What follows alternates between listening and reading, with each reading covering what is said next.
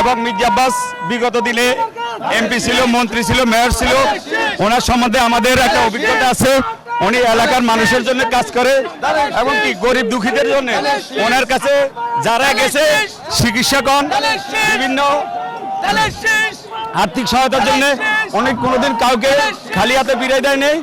এই জন্য আমরা সিদ্ধান্ত নিয়েছি, যেহেতু আমরা ঢাকা ৮ আসনের ভোটার, আমরা নিজে থেকে আব্বাস ভাইয়ের জন্য আমরা এই ধানের শীষের পক্ষে কাজ করতেছি।